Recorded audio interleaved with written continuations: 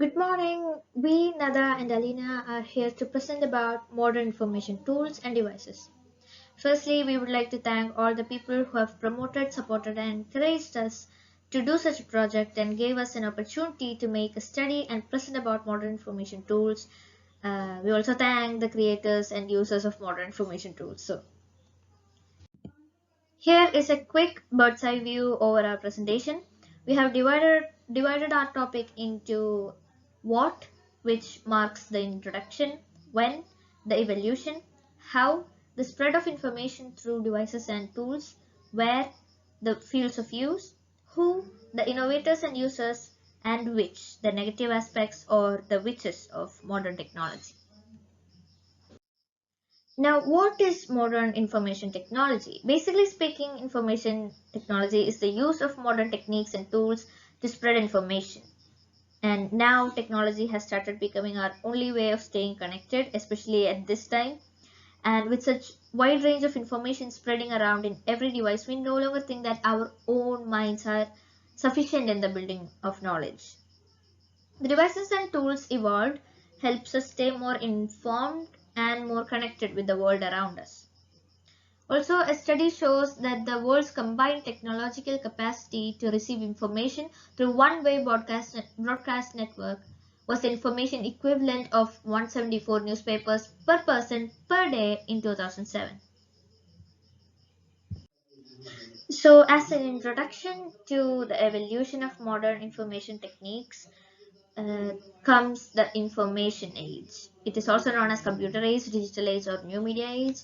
But it is a historical period that began in the mid 20th century. It marks a shift from traditional industry to a modern technological industry and marks the development of transistor technology. This age gave new importance to IT industry and marked the major development of it. But a quick disclaimer, it is not to be confused with Age of Information. Age of Information is a completely different concept which was introduced in 1990s to evaluate data in real-time databases. So they are two different things. Here's a representation of the evolution of technology.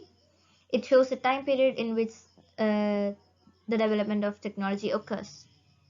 So in 1960s, technology has very little impact. It is still a curiosity around the globe, but we started taking baby steps. So it is a mark of a new era. In 1970s, it still has very little impact, but technology begins to be used for academics. In 1980s, technology begins to invade our home and it starts changing our behaviors. So little by little, technology is advancing and starts taking control of our life. In 1990s, technology is everywhere. 1990s was a period in which it took a great leap forward and it begins to connect us around the globe. Internet and search engines begins to come during this time. In 2000s, technology enabled us more seamless communication across the globe. So we now stay connected with the world and we begin to be adjusted with this new technological life. And 2010s come by and technology becomes fully integrated into our life. We live more fully in a digital world. And now in 2020s, as we know, is at the tip of our fingers and we can't even imagine our life without any devices. So, as Aline explained, you understood all about the when and what. Now, let's look about the how. So, what are the devices that we use? They are phones, personal computers, TV, radios, and magazines. So, in these devices do have some tools in them. So, in television, we get information through news, entertainment, movies, dramas, interviews, and talk shows. So in radios, we get information through news, informative ads, public online quizzes, and informative programs. In phones and computers, we have search engines, blogs, online articles, social media, and informative games. And the tools in magazines are articles, illustrations, biographies, and reports. Next, we move on to the topic where. Where do we actually use all these tools and devices? Some examples are that we use them in schools for educational purpose, for example as electronic gradebooks or digital portfolios. We use them at workplaces for making the work faster, and it also encourages innovation and creativity to achieve coordinations. And one of the main places that we use are homes. We use information technology tools or devices in every aspects in our households. Our next main topic is who.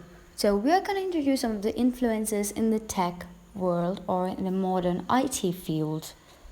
These people or personalities work diligently to improve and develop our means of information, modern information, and technology.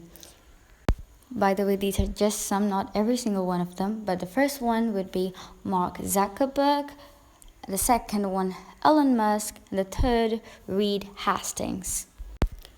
Users, there are different types of users, from people of all ages to all jobs and to even different species. Unequal access to information and communication is partly liable for growing parity between the rich and the poor, and it is very well known for us too. The digital divide has allowed one group to access the right tools to develop what another languages in poverty, and we know this much more than anyone else, and this is a very concerning topic. Everything has a negative side, and in this, there is also a negative side. That's why we named it the witch. The witches of modern technology. Creative use of technology can change people's lives, and this is an example of just that. On the negative end, the amount of time people spend with their phones and on social media, the less engaged they are with the actual world around them. The more obsessed they become with attention getting soundbite headlines as opposed to real and nuanced information. So by saying this, we conclude our PowerPoint presentation here.